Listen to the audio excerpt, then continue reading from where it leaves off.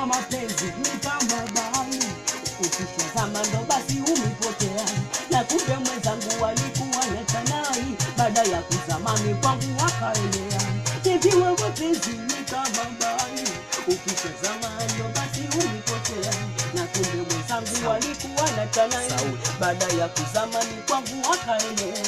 Nakawa ananidanganya, mimi nikiwa nadhani ananipendaga sana.